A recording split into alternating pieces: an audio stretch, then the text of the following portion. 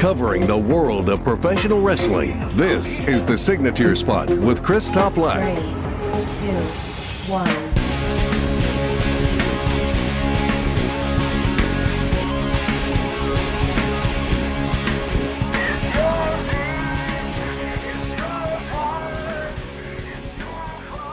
Welcome to the show, and thank you for the support.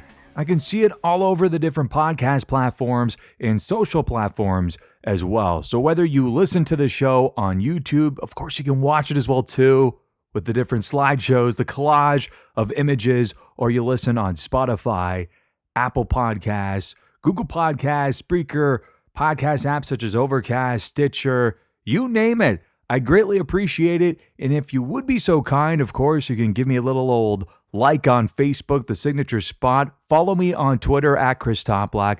Also follow The Signature Spot on Instagram. I haven't done this in a while, but figured I would do this today. If you recall, back in the day, oh yes, it was years ago, I used to sip on a new delicious craft beer to kick off the show. Today, it is a Czech-style Pilsner, Commons, courtesy of Upstreet Craft Brewing Company, located on the east coast of Canada. My friend Shane brought this back specifically for me.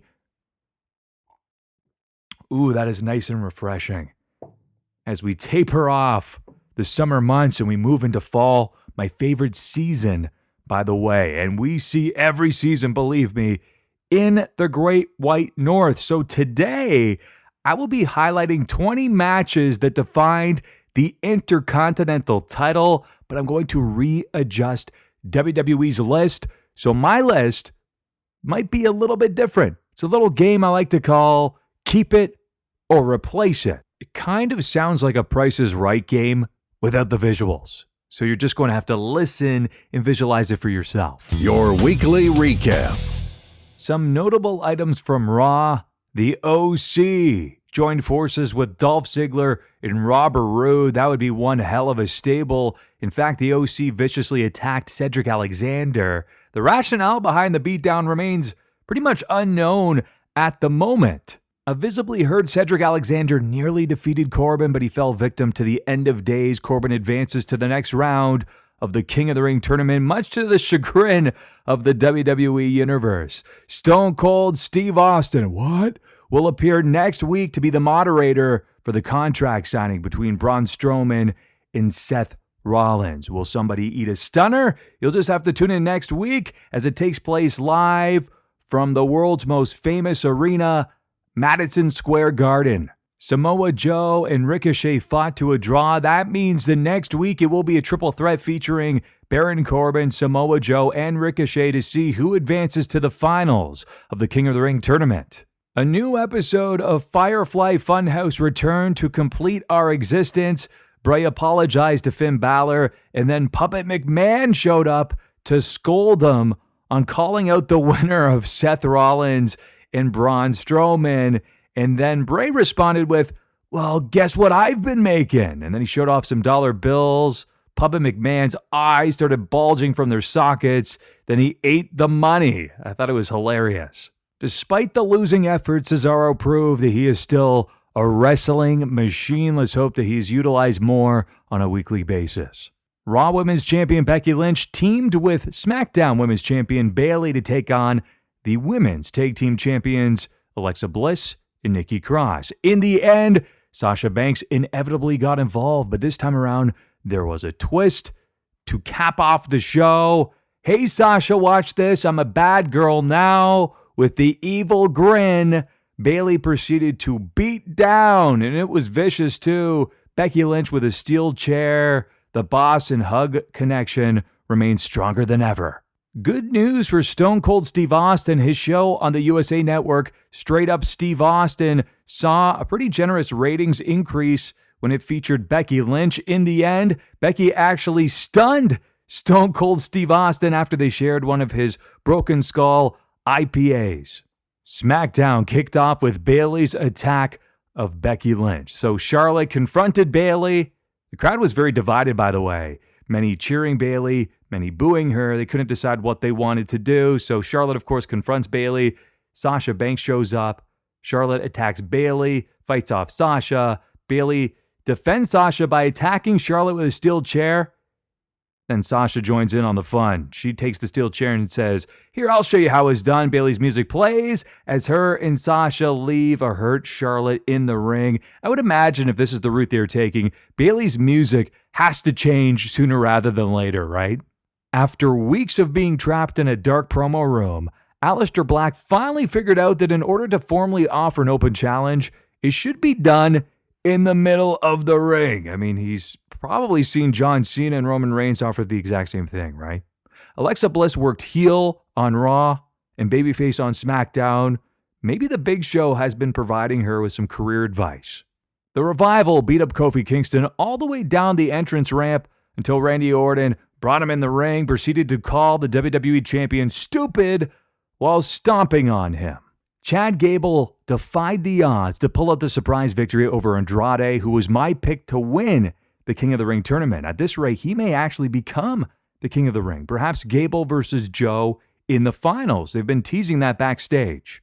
R-Truth disguised himself as a King of the Ring prop in order to surprise Drake Maverick and successfully pin him to become a 14-time 24/7 champion. Anything can happen in WWE. And to conclude SmackDown, Eric Rowan left Roman Reigns hurt. He also drove Daniel Bryan through a table with the Iron Claw Slam. He appears to be on his own and leaving a path of destruction behind him. AEW announced that Jon Moxley versus Kenny Omega will be officially taking place at their next pay-per-view. It is AEW Full Gear, Saturday, November the 9th, from Baltimore, which is traditionally a great wrestling town. Tickets go on sale this coming Friday. That is noon in the East, 9 a.m. in the West. AEW Tix, TIX.com to order those tickets. And speaking of AEW, have you heard about this mysterious case of the missing AEW Championship title? It's true. Yesterday, it was made available that Chris Jericho filed a police report to the Tallahassee, Florida Police Department after his belt was found missing. Yes, a rep confirmed this to be factual. Apparently, this occurred as Chris was dining at a Longhorn Steakhouse in Tallahassee, Florida. The report says the victim stated he arrived at the Millionaire Club airport terminal and placed the belt inside his rented limousine. The limo driver shuttled the victim to Longhorn for dinner. The victim remained at Longhorn while the limo driver returned to the airport. The victim had taken the wrong luggage from the airport, and the driver took it back to the terminal. When the driver picked up the victim from the restaurant, the belt was missing. Responding officers searched the limo and airport for the belt without success. On call, CID was consulted, and forensic responded to the scene. Yes, forensics was even involved. Today on Forensic Files, the case of the missing championship belt. Yeah, it's true. Wednesday, the Tallahassee PD, they confirmed that they had located the belt by posting a picture on Facebook was an officer with the championship title. AEW official accounts even retweeted this. They shared the post, but then soon, this is where it gets eerie, they deleted all posts along with that original one from the Tallahassee PD. So they're all gone. Like nothing ever happened. Ooh. In true pro wrestling form, you knew this was going to happen. Chris Jericho has turned this real-life event, at least we assume, into a storyline by releasing a video of himself sitting in a hot tub. He's got the bubbly. We'll get to that in a second. Noting there's now a worldwide investigation launched to relocate it. And once found, Chris still demands his thank you. So you better give it to him now. The line of fact and fiction has been completely blurred here. Chances are it was an actual event, so it was actually stolen and now turned into a storyline. Located and then asked to remove it from social media to further the storyline. By the way, Chris Jericho's innate ability to get over any catchphrase is uncanny. He managed to get over the line a little bit of the bubbly following his backstage segment on the AEW post-show. His improv skills are awesome. They should not be understated either. And he even discussed this a little bit further during the latest episode of Talk is Jericho, is the whole backstage experience at AEW All Out. But let's get to our topic of the week, where I play my game, Keep it or replace it. 20 matches that defined the Intercontinental title. Our topic of the week. Over the course of 6 hours, the WWE celebrated 40 years of the Intercontinental Championship. Zack Ryder was the host, and yes, I watched all 6 hours plus. Can you believe it? I promise you, I did not skip a beat. Not at all. I watched every single match, every single segment, 20 matches that defined the Intercontinental Championship. It was in no particular order according to WWE. So we're going to play a little game today. And it's called Keep It or Replace It. Now visualize this, that there are 20, and more or less, if I decide to remove a match from the list, I must replace it by adding a new match to the list. So I'm going to go down these 20 matches in the order presented, and I will let you know if I keep it or replace it. First on the docket, Randy Orton versus Edge, Vengeance 2004. I vote keep it. Edge had returned after 1 year on the shelf. He made it his mission to destroy Evolution, starting with Randy Orton. This led to a very technically sound match with Edge claiming his 5th reign. Ricky the Dragon Steamboat versus Macho Man Randy Savage from WrestleMania 3. Duh, you have to keep it. Anyone who removes it likely had a frontal lobe lobotomy. If you're a fan of wrestling, this is a master class of storytelling that was meticulously scripted move by move, second by second. It was Randy's style, not so much Ricky's. And while Andre versus Hogan headlined the show, this was the people's main event. It was a fast-paced match full of many near falls, so many memorable ones that stole the show and has long been hailed as one of the greatest matches in WrestleMania history. And of course, it belongs here as one of the greatest Intercontinental Championship matches, and of course, one that defined that championship. Dolph Ziggler versus The Miz, WWE No Mercy 2016. I say keep it. It was title versus career. If Ziggler lost, he would have been forced to retire. It was high drama in this one, with the Spirit Squad and Maurice being ejected from ringside. Go to the back, while Ziggler won in dramatic fashion after landing the super kick. I'll take a swig of beer for the working man, so says Stone Cold Steve Austin, and give you Shawn Michaels versus Jeff Jarrett in your house too. Keep it. I will go as far to say one of the most underappreciated Intercontinental Championship matches of all time. The best match of Jeff Jarrett's career, and one of Shawn Michaels' most underappreciated. The roadie accidentally tripped Jarrett. Jarrett got back up only to walk into Michaels' super kick, sweet chin music. Following this match, the roadie and Jeff Jarrett parted ways. Shawn Michaels was your Intercontinental Champion. Ooh, we've got a good one. Shelton Benjamin versus Rob Van Dam, Backlash 2006. Have to dig into the archives for that. A forgotten match, but I say keep it. Benjamin challenged RVD to put his briefcase on the line in a match, but that meant Benjamin would have to put his own title on the line as well. The result, a very fun match displaying both of their sheer athleticism and creativity. Bret Hart versus Mr. Perfect, SummerSlam 1991. You got to keep this one. Bret Hart defeated Mr. Perfect for the Intercontinental Championship in my all-time favorite match between the two. They never had a bad match. In reality, Mr. Perfect was suffering from a back injury, but he cared enough about putting Bret over to go out there and put on an instant classic.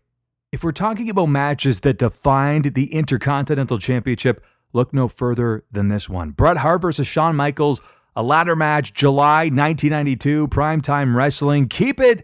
Highly influential. The match was taped but never aired. It wasn't until WrestleMania 10 where the second ladder match took place. We'll get to that momentarily, but this was the very first. It was a hell of a match. Go out of your way to watch this one. Speaking of Bret Hart versus the British Bulldog, SummerSlam 1992. I vote keep it with capital letters. In one of the greatest main events in SummerSlam history, the British Bulldog defeated Bret Hart to capture the Intercontinental Championship in front of 80,000 fellow countrymen. The first time the IC title headlined a card on a grand stage. This was undoubtedly the match that propelled Bret Hart to the main event.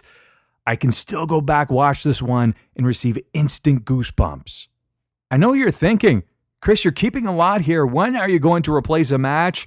Here's the time. Umaga versus Jeff Hardy, Great American Bash 2007. Replace it. There's nothing memorable about this matchup other than the fact that Umaga retained. I thought that he was a pretty solid performer. I'm going to replace it with Shawn Michaels versus Razor Ramon, SummerSlam in 1995. While, of course, many tend to highlight the WrestleMania 10 match, this rematch was nearly as good. I've mentioned it before, but I used to rent this tape so often. I played it so much that I actually wrecked the tape. I had to physically tape it back together.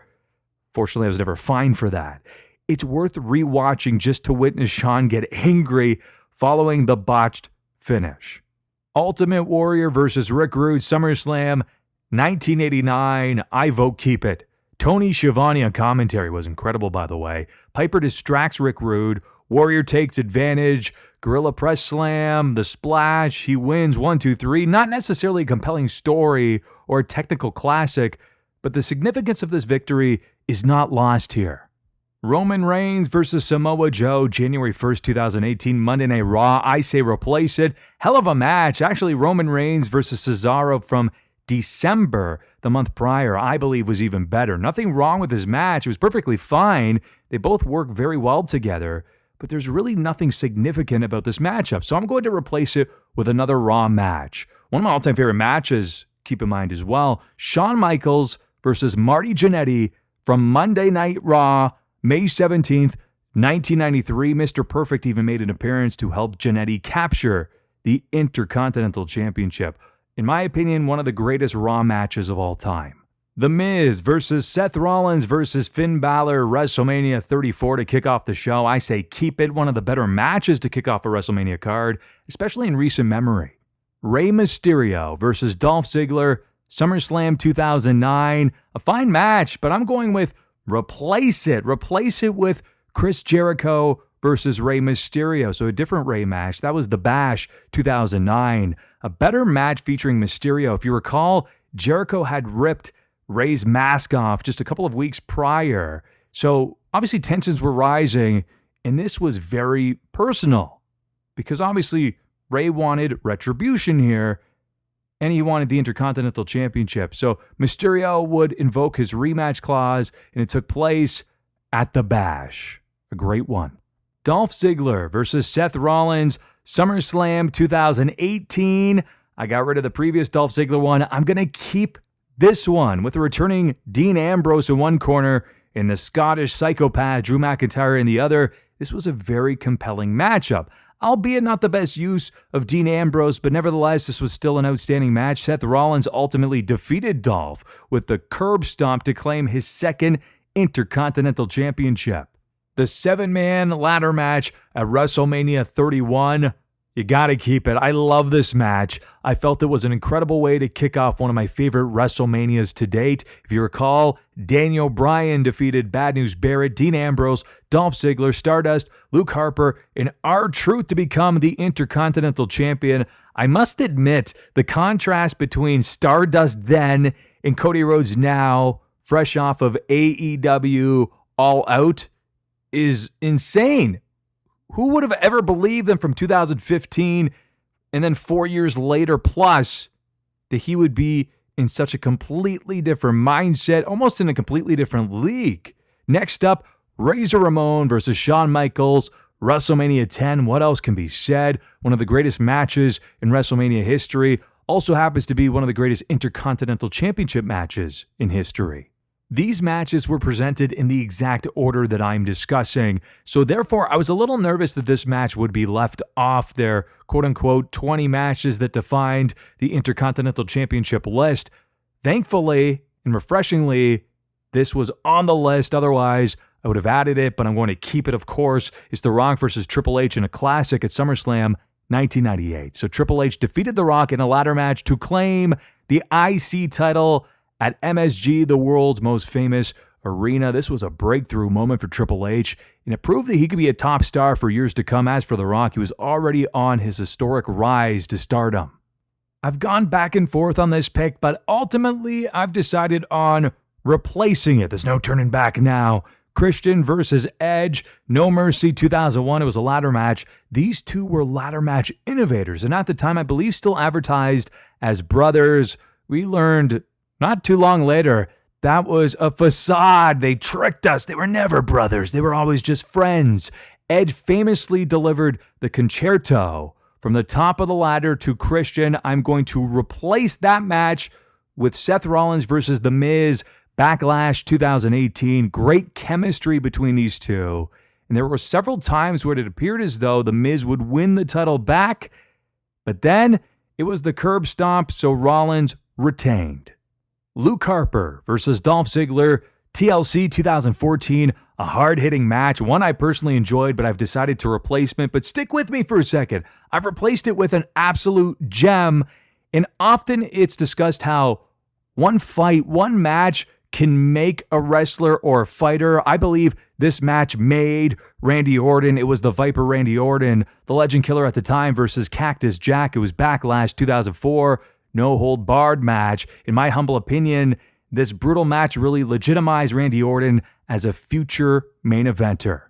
Last but not least, the 7-man ladder match at WrestleMania 32 had a happy ending with Zack Ryder achieving his childhood dream by becoming the Intercontinental Champion. He even took a photo backstage with Razor Ramon, a.k.a. Scott Hall. Unfortunately, this dream did not last. It was shattered the next night on Raw. Hey, good things don't last forever. I'm going to replace that match with Roddy Piper versus Bret Hart, WrestleMania 8. This match often gets overlooked as one of the all-time classics. Up until this point, Roddy Piper had never really ever been pinned, and Bret was the first to keep him down for the 1, 2, 3, reversing the sleeper hold out of the corner. He did that years later with the $1 Million Dream on Steve Austin. So I believe that is going to be my pick. So overall, I believe I replaced about 6 matches in total. So that means that I agreed with WWE on 14 out of the 20 matches. Overall, a very solid list. Keep in mind, these lists are subjective. And even in the case of my replacements, it's simply my opinion as a fan. But let me know what you think. Keep it, replace it. We'll have to do this again. It was a lot of fun. Next week, I'm hoping to have senior writer of Bleacher Report, Jonathan Snowden, join me. But also, I will definitely have predictions for Clash of Champions taking place on Sunday, September the 15th. So thank you for tuning in to another episode of the program. If you would be so kind, like, share, subscribe. And until next week, happy trails to you until we meet again. This concludes another episode of The Signature Spot with Chris Toplack. For new episodes, subscribe on YouTube, Stitcher, Spreaker, iHeartRadio, or iTunes. And don't forget to follow The Signature Spot on Facebook for exclusive clips, polls, and opinions. She wasn't dead, only left her body for a little while. In spite of the